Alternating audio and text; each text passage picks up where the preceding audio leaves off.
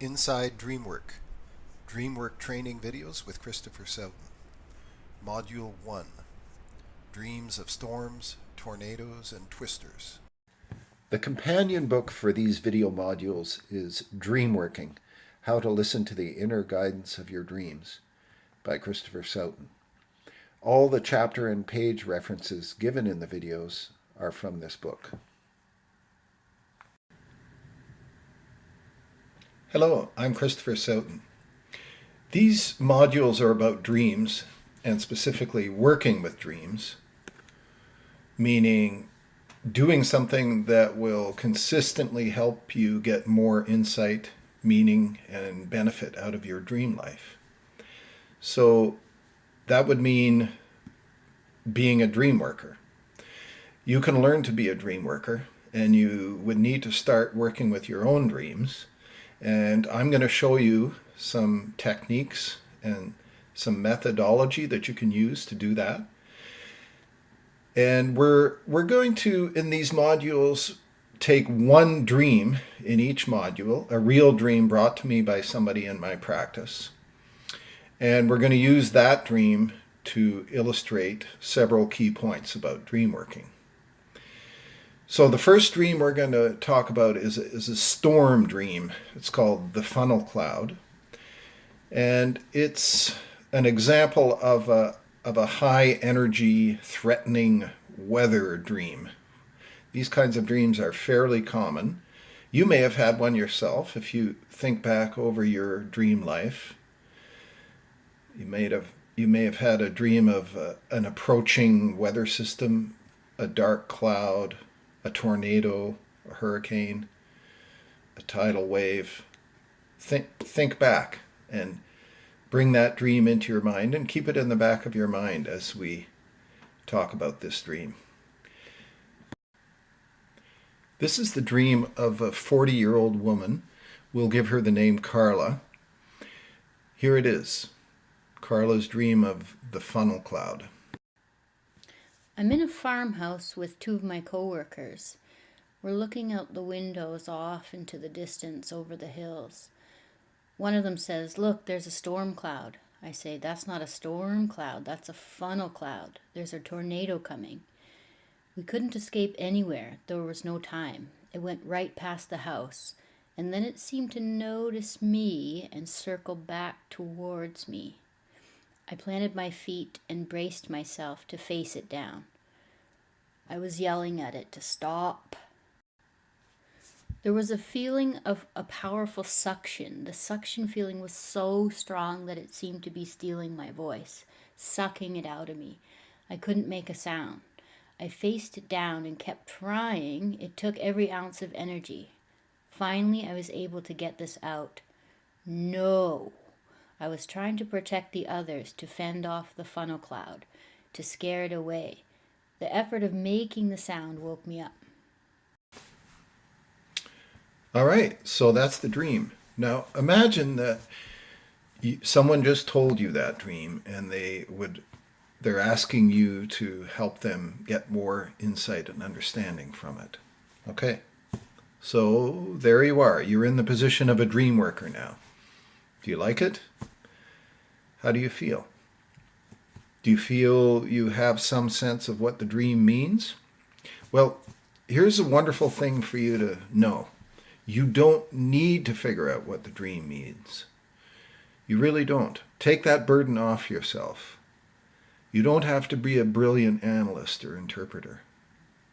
All you have to do is help Carla re-enter her dream, go back into it, and find out what's trying to happen, where the energy's trying to go. It's a much simpler job than interpreting a dream. So when you find yourself being interpretive, in other words, when you find yourself saying, what does this mean? Resist that temptation. Just keep your job simple. You're going to go back into the dream and find out where it's trying to go and what's trying to happen. Another way to think of that is you're trying to find out what the dream wants from the dreamer. So in a minute, we're going to re-enter Carla's dream with her. And this is what I mean by dream re-entry. And this method that you're learning in these modules is all about dream re-entry. It's not about dream interpretation or dream analysis. It's about going back into the dream. But just before we do that, we're going to do one act of orientation, of getting our bearings. And this is what I call the inner-outer orientation. We're going to frame a question just in our mind. We're not even going to say it out loud to Carla. We're just going to form the question in our mind. Is this funnel cloud that's approaching and threatening her an inner funnel cloud or an outer funnel cloud? Meaning, is it a part of her, or is it referring to someone or something in her life which is threatening her? Notice you don't need to know the answer to this question yet. In fact, you could not know the answer to this. Only Carla could know the answer to this for sure. You could have a suspicion about it, but you couldn't know for sure. But just by framing the question in your mind, it gives you some orientation. It's like pulling out a compass and getting your bearings in a strange place that you're not familiar with. Now, it often is said, and I believe incorrectly, that everything in a dream is part of you. And to me, this is completely untrue, because we are able to dream about things external to us, people, things, forces, all kinds of things that affect us. They're not a part of us, but they are very much affecting us. And these are external things, and we can dream about these things. And these are the outer things. So, if you think back to your own dream life, if you've had a dream of an urgent or threatening weather event, you can assume that at the time you had the dream, you were experiencing something threatening that had a lot of energy. But you see, it could have been an inner thing or an outer thing. If it was something inside you, something brewing up, a pent-up anger or frustration or some long-standing discontent or anger, a suppressed sexual energy, these would all be internal. They'd be parts of you that were appearing in your dream as a threatening storm. But it could also have been something external to you, like your partner's anger or smoldering resentment, or your boss's threatening mood, or a co-worker's threatening mood, or some gathering storm in the social world or the political world. See, these would all be external to you. These would be outer storms, but nevertheless affecting you and threatening you. So just by asking the inner-outer question and not pushing for the answer, just frame the question, see, you're getting a lot of very, very useful orientation. So now we're going to do some re-entry. We're going to invite Carla to go back into her dream. So what exactly do we mean by going back into a dream? It's done while you're awake. That's the first thing to get clear about. And it's done using your visual and your feeling imagination. That's your tool. You're actually going to go back into a scene that you remember from your dream. And you can do this with any well-remembered dream, even if it's from a long time ago, even years or decades ago. You can still do it. You will find, if you have a well-remembered dream that stayed with you, and you use your imagination to go back into a scene from that dream, you'll find that the whole dream starts up again. It's still alive. It's still there. It's a living thing. The action can move forward now. So this is why I call my technique re-enter and reimagine, because you're re-entering the dream in a scene that you choose, and you're reimagining outcomes. You're actually creating new outcomes, following the energy of what's trying to happen and what you want to happen in the dream, and than imagining that actually happening. So re-entering and reimagining. So now here we are.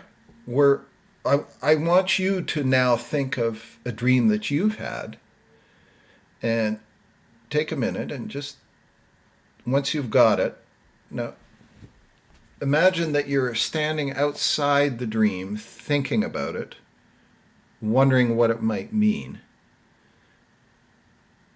Okay, that's all very well. That's what people usually do with their dreams. Interesting, fascinating. But now let's try something different. Go back into the dream. Just choose a scene in the dream and go right back into it. And chances are, when you do that, it'll all come back. It'll be alive. It can start up again, like a movie that can start again when you press the play button.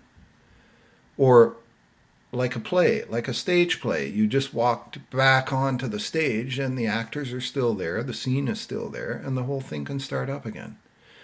Okay, that's the difference between interpretive methods and re-entry methods. So this is what we're going to do now. We're about to invite Carla to go back into her dream. It was a well-remembered dream, very clearly remembered visually and with very clear feelings, so she has no problem whatsoever re-entering it. Now, in order to re-enter a dream, we need a re-entry point. We need a scene to step back into. So I asked Carla to choose a scene, and she chose the part where the tornado had just passed the house and then circled around, back around, and it was coming right towards her. And she felt fear. She felt there was no time. She had to react quickly. So that's the point. So I got her to be right there and then stop the action.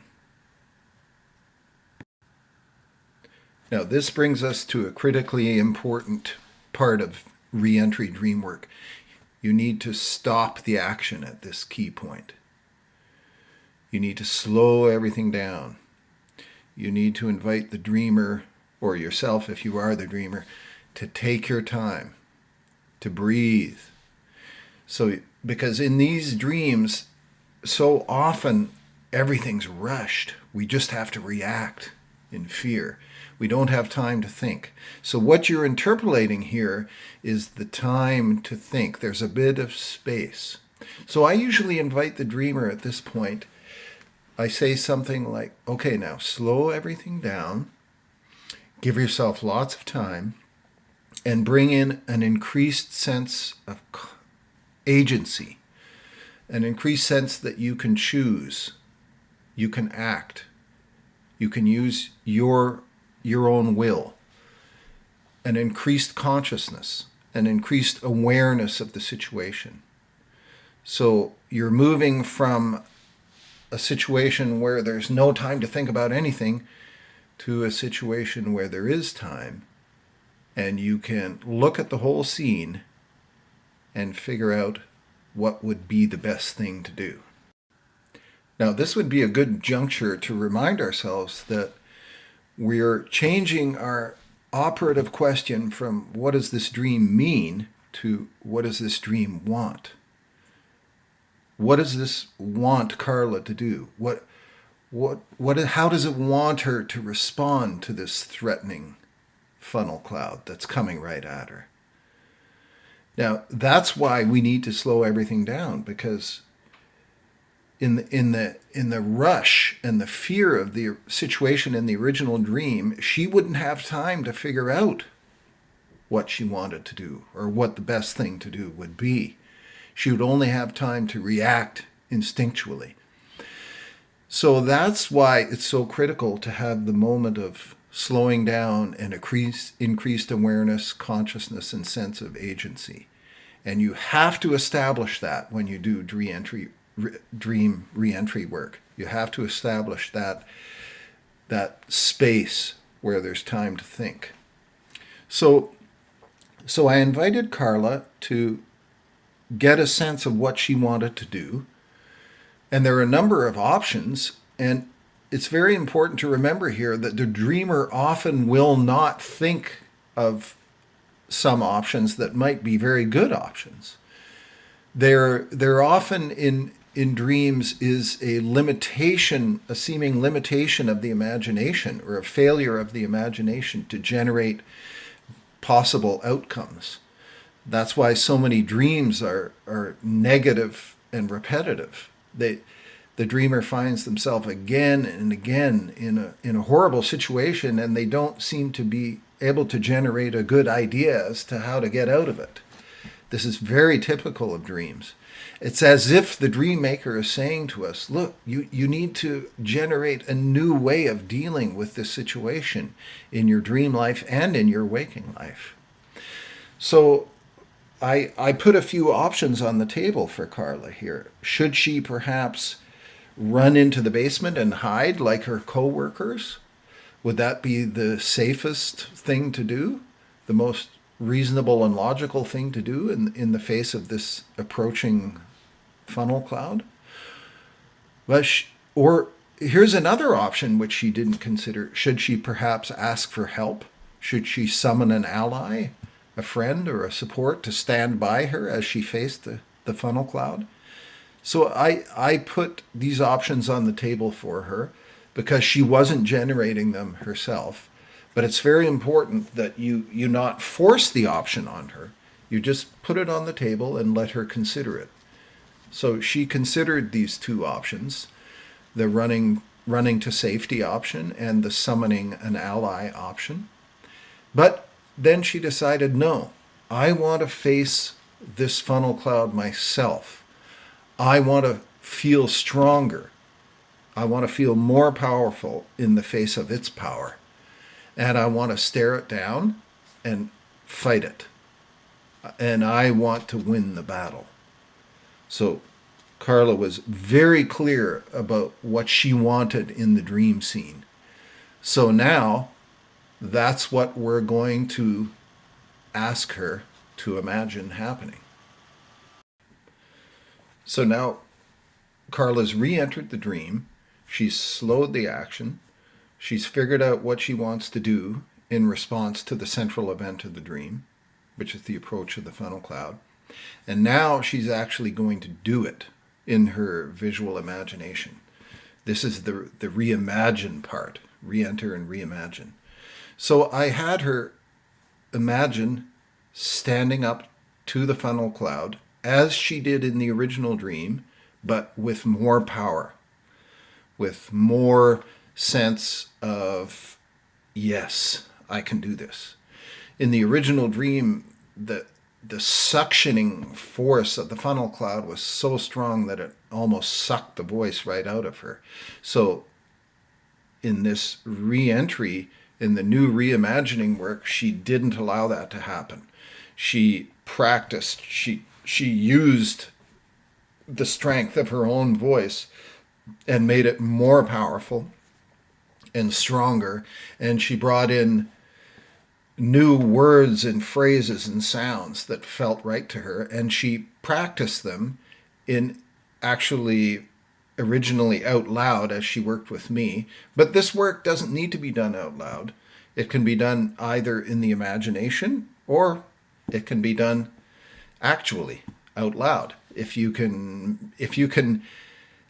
have a place and a time that's appropriate for doing very loud work and you want to yell at your funnel cloud, then you can do that, but you don't have to. You can do it entirely internally in your imagination, and it has a very, very similar or even the same effect.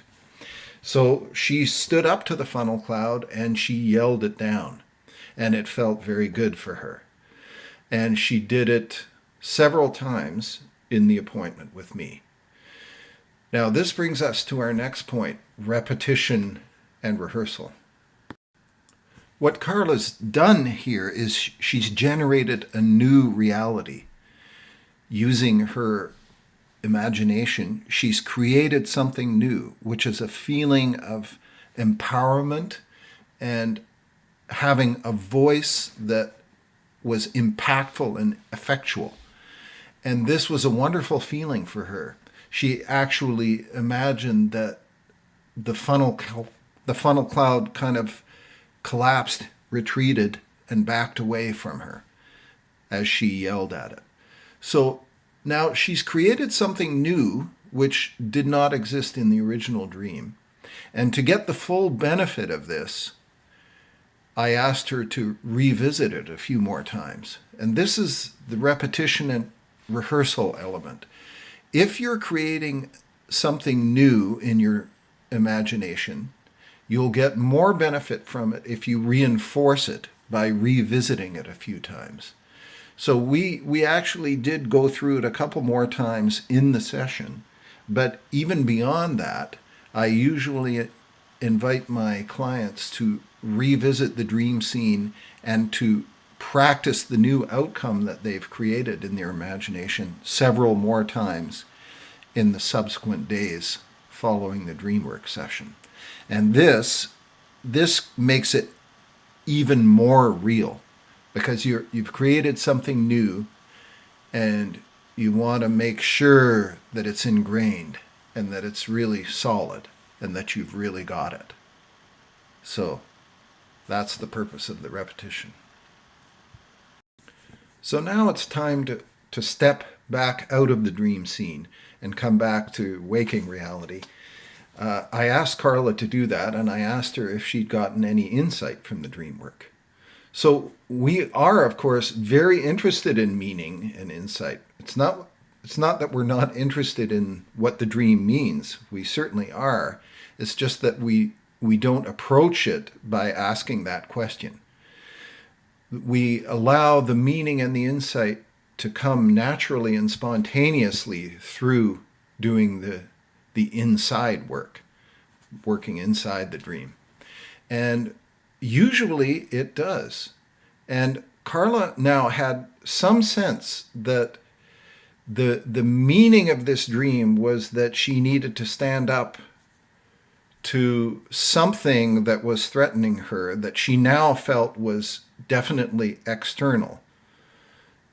Remember back to the inner-outer question. She definitely felt this funnel cloud was an outer funnel cloud. It was something in her life, external to her, that was threatening her, and that the dream was somehow asking her to take a stronger stance, a more vocal stance in relation to this funnel cloud. But Carla wasn't yet completely clear about how this funnel cloud connected to her waking life. So I decided it was a good time to try a connection setup.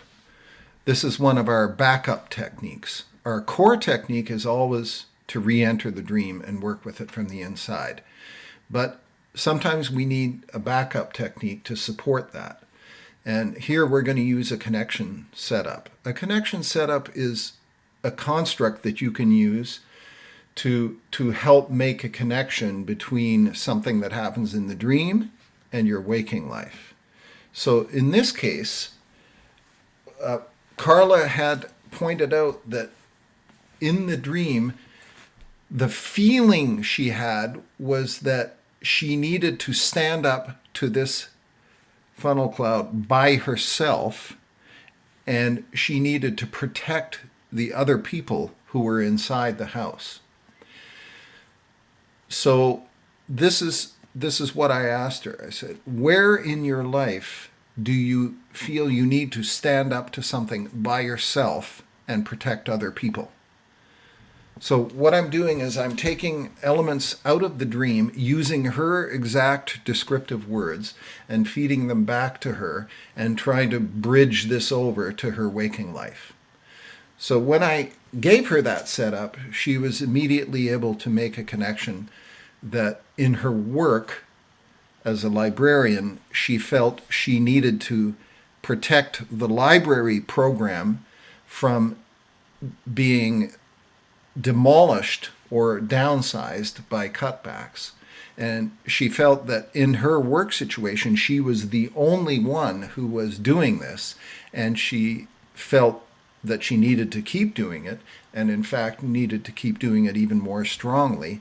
And she felt she needed to protect other co-workers who were not in a strong enough position to stand up.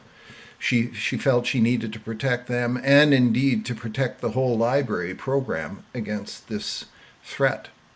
So there, the connection was made.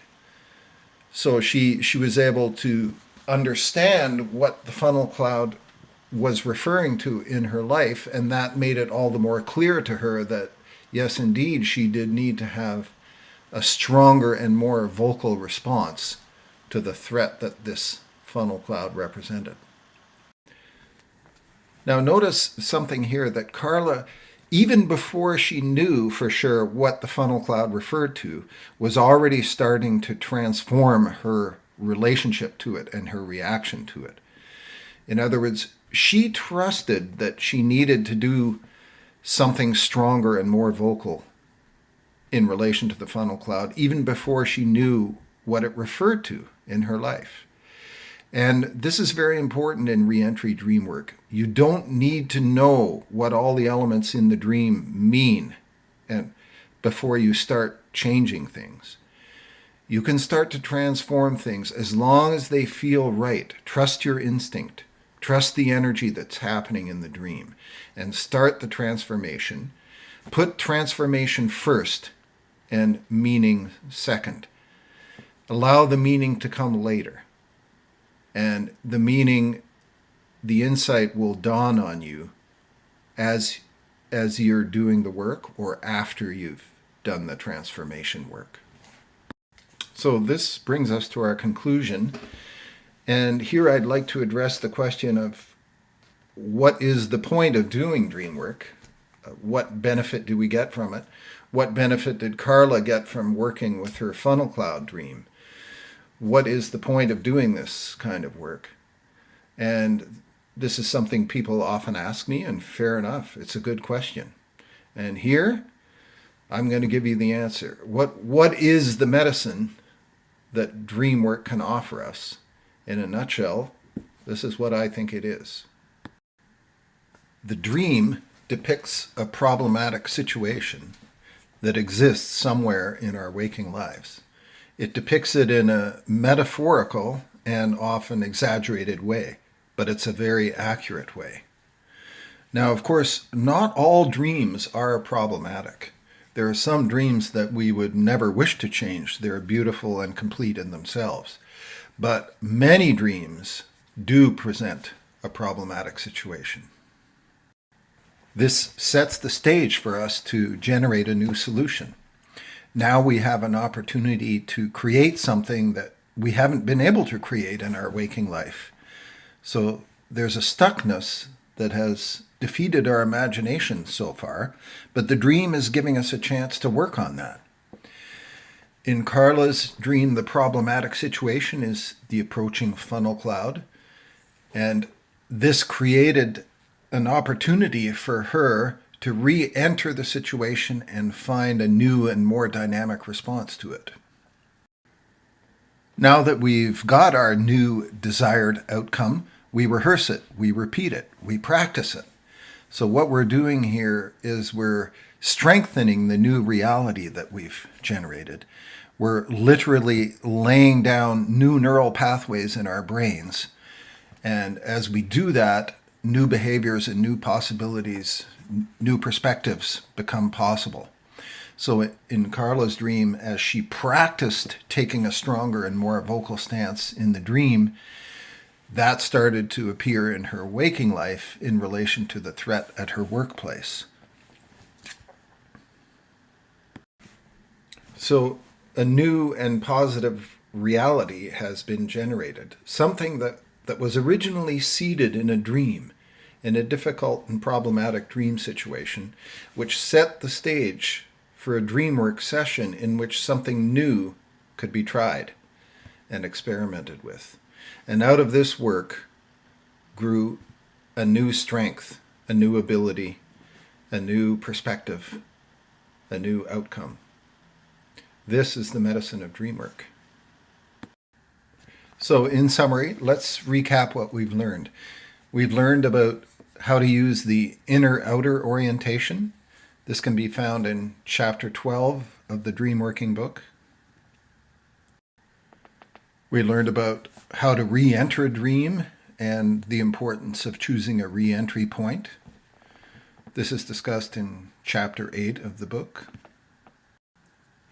We discussed changing your question from what does the dream mean to what does the dream want.